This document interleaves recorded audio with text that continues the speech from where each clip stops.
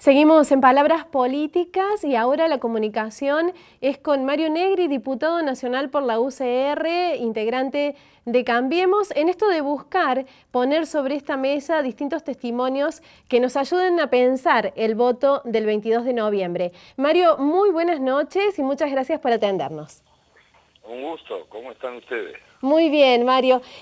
Lo que queríamos preguntar, y que ya se lo van a haber preguntado muchas veces, pero ¿en qué se diferencia Cambiemos de la alianza del 99? Teniendo en cuenta esto que se habla, que si llega Cambiemos al gobierno es repetir la historia de la alianza. Es más o menos lo mismo que si yo dijera de la historia del peronismo. No tiene nada que ver ni el tiempo, ni las circunstancias, ni la economía, ni el mundo, ni la política, ni la Argentina, ni la experiencia, ni los protagonistas, en realidad. Me parece que esa es una apelación de una enorme simplificación,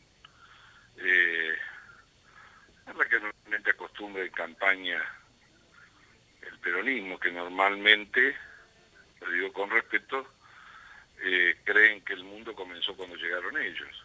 De los últimos 30 años han gobernado 22. De lo que hay que hablar ahora es del presente, pero fundamentalmente pensando en el futuro de la Argentina. Y en eso creo que hay diferencias sustanciales, por lo menos lo que nosotros pensamos.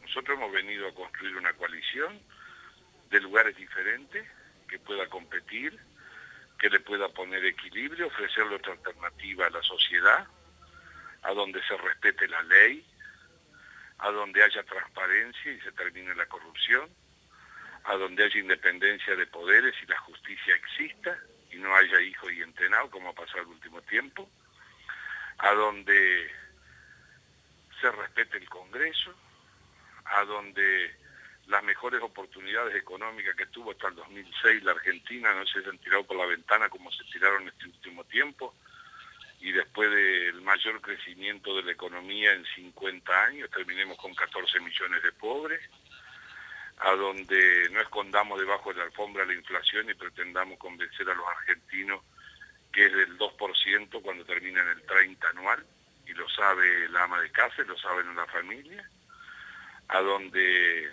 la educación pública ha caído los niveles de calidad en un país que era reconocido en el mundo porque había terminado con el analfabetismo.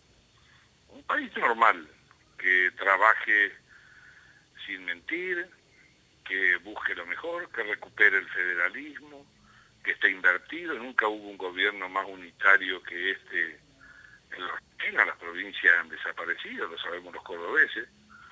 Se quedan con el 75% de la plata de los argentinos, a donde nadie se crea dueño de la verdad, ni haga escándalo y viole la ley por quedarse con cargos en el Estado, como ha ocurrido el último tiempo, a la finalización del mandato del gobierno. Por eso creo que esta década todo deja una experiencia, cosas algunas buenas, otras malas, cosas que ellos niegan siempre, nunca se equivocan, y así como hasta el 2005, 2006, cuando estaba Kirchner, la evolucionaba de otra manera, cuando empezaron a tener problemas con la justicia, cuando empezaron a tener problemas con la inflación hicieron desaparecer el INDEC. Negri, Creo que están terminando una década muy mal, con el papelón inclusive de ayer que ocurrió. Negri, observando cómo viene la campaña, lo que cuesta un poco es imaginarse cómo Cambiemos va a llevar a la realidad lo que proponen. Por ejemplo, hemos escuchado a Mauricio Macri hablar de pobreza cero. El tema Sí, es cómo se logra esto. bueno, ese es el concepto. El concepto es pobreza cero. No es que usted va a una varita mágica de pobreza cero. Es la contracara de un país que tuvo un nivel de ingreso de dinero descomunal los últimos años y aumentó la pobreza a 14 millones. Eso significa distribuir bien los recursos, generar inversiones, que ingrese capital, que vuelva a haber trabajo en el sector privado. Ustedes saben que hace 4 años que no hay un puesto de trabajo en el sector privado, solamente hay que buscarlo en el empleo público, dar una lucha frontal contra la inflación, situación que en la Argentina se esconde, ¿no? Y creen que no es el enemigo peor de la pobreza. Nadie va a sacar ningún plan, lo que vamos a tener equidad, pero tampoco nadie va a esclavizar con un plan, como se ha hecho ahora. Hay que generar riqueza para trabajar en ese sentido, generar políticas de vivienda que han estado absolutamente ausentes. Obviamente que es un concepto, no es la magia. Ahora también habla Scioli de pobreza cero. El tema es si este tipo de planteos son o hubieran sido imaginables sin estos 12 años de kirchnerismo. Porque usted me habla de plan de vivienda inexistente, pero uno no deja de pensar en el procrear, por ejemplo. Sí, el único, hace bien. No pueden hablar de otra cosa. Y yo lo rescato. ¿Y dónde está el plan federal 1? El plan federal 2. Ustedes que están en Río Cuarto. ¿Se acuerdan cuando fue Néstor Kirchner una vez y prometió 400 viviendas de un solo saque en Río Cuarto? ¿Los han encontrado? 3 veces prometieron lo mismo. Acá existían los institutos provinciales de la vivienda, donde nadie le pedía el apellido, venía el ingreso, usted se anotaba, lo sorteaban. El plan federal 2, ¿a dónde fue a parar? ¿Se olvidan de los Joclender? Lo que se hizo con la estafa más descomunal en la Argentina. Pero obviamente que hay una demanda descomunal de vivienda y el gobierno lo que se puede vanagloriar es el procrear, y no me parece mal, y si está mal hay que sostener ese plan, pero ha sido el último año y medio, y se ha financiado obviamente con la plata del ANSES, y ha posibilitado eso de que la gente pueda tener. Pero ahora pregúntele a mucha gente que está haciendo cosas en el procrear, si con lo que le dan debido a la inflación le alcanza para comprar el terreno. 200.000 pesos le sale un terreno en cualquier ciudad más o menos. Pero bueno, no pueden recorrer otro camino hablando de vivienda. ¿Cuál es el planteo de Cambiemos a futuro en cuanto a política económica de Estado? Porque se habla de esto, de pobreza cero, de eliminar las retenciones. No, eliminar las retenciones, claro, hay que aclararla bien. Ahora está Scioli diciendo lo mismo. Vamos a eliminar las retenciones de las economías regionales y la soja se va a ir bajando un 5% por año. Eso es lo que hemos dicho. Las economías regionales están estalladas, han volado por el aire. Vayan a Mendoza a ver qué pasa con la vitivinicultura. Vayan a ver dónde se siembra en provincias enteras, con el ajo, con todo. Está exactamente igual, no tienen precio, no pueden competir internacionalmente. Y eso hace mucho, además, el radicalismo mismo lo viene planteando. Ahora, ¿la solución a esto es el libre mercado, las leyes del libre mercado? No, ¿quién dijo el libre mercado? ¿Qué es libre mercado? No, el libre mercado del Estado, nosotros no concebimos un país con el Estado ausente. Libre mercado fue lo de los 90. Libre mercado son los que nos quieren acusar de noventistas a nosotros no nos movimos nunca la foto. El alumno más grande de los 90 es Scioli, el único que ha quedado en pie.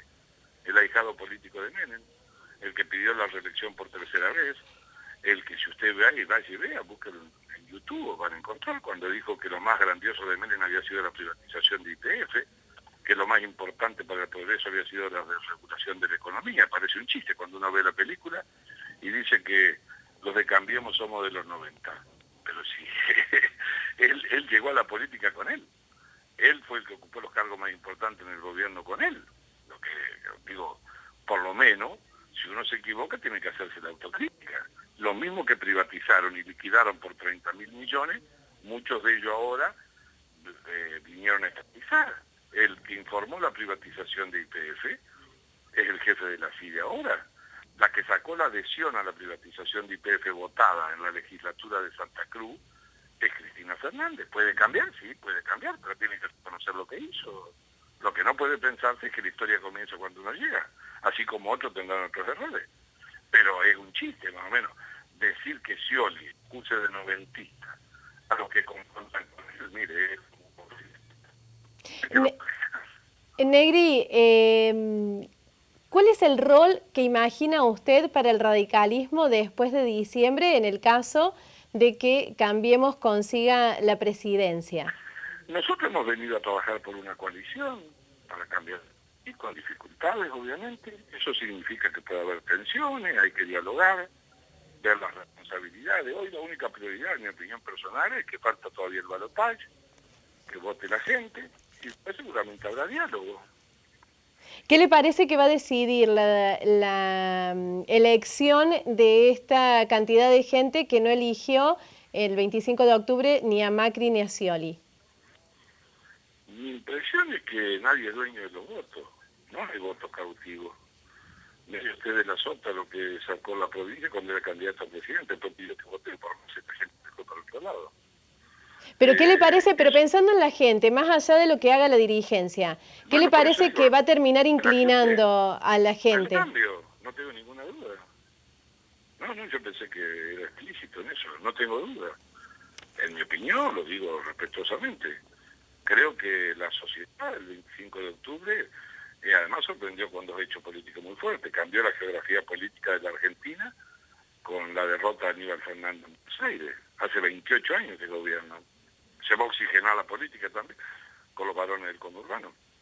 Eso fue un golpe de nocao de la provincia de Buenos Aires. Y en Jujuy, después de 32 años, se acabó el sistema feudal.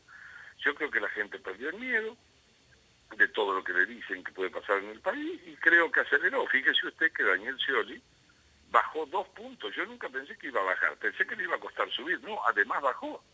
¿Qué le hace pensar que ahora, después de 2 elecciones, de las PASO y de la primera vuelta, va a ir el 20% a buscarlo y decirle me equivoqué, te vengo a buscar a vos? Además hay una cosa, mire, el contexto del Frente para la Victoria es un contexto, ganaron, perdido por 40. Veamos los diarios, escuchemos la radio, mire lo que hicieron ayer en el Congreso. Van huyendo, atropellando cualquier ley, un reglamento para ocupar un lugar en el Estado que le dé estabilidad por el año. ¿Se refiere a lo de la Auditoría General de la Nación? Claro, por supuesto, pero es una sensación de que están derrotados, no que está ganando. Usted no hace eso antes que termine el mandato, sino... Negri. Sí, ese es el contexto que me parece que es de sentido común. ¿Qué opinión le merece esto de recurrir a provocar miedo en la gente para inclinar la decisión para un lado o para el otro? Ahora lo estamos viendo en militantes kirchneristas o que se arrogan ese título en las redes sociales y demás.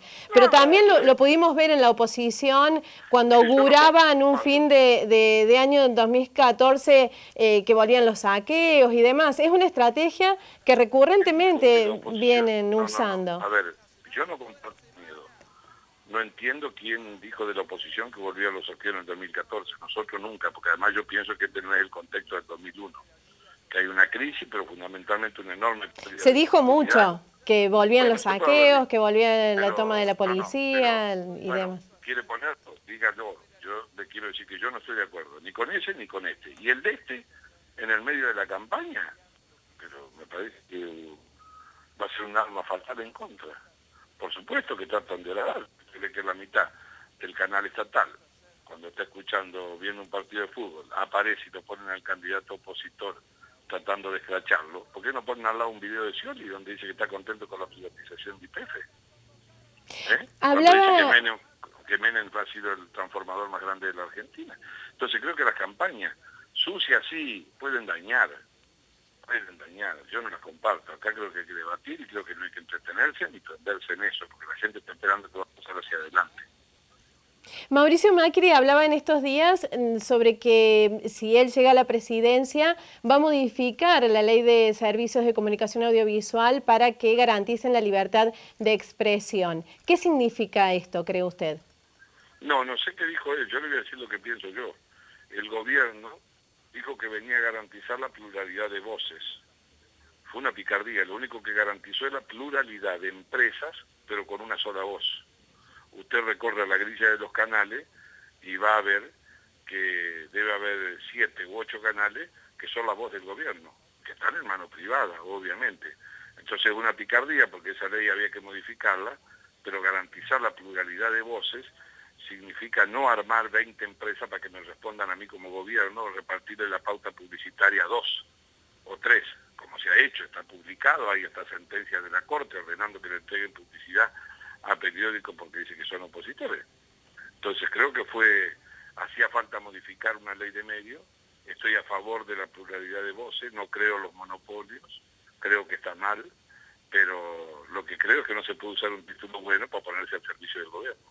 Mario Negri, muchísimas gracias por esta comunicación con nosotros. Un gusto haber hablado con ustedes. Igual para nosotros, hasta la próxima. Seguimos en Palabras Políticas, ahora hacemos un pequeño recreo. Después de la pausa recibimos aquí en la mesa de Palabras Políticas y en vivo al licenciado Hugo Aguilar, quien es licenciado en Letras, pero además especialista en Ciencias del Lenguaje. Eso después de la pausa.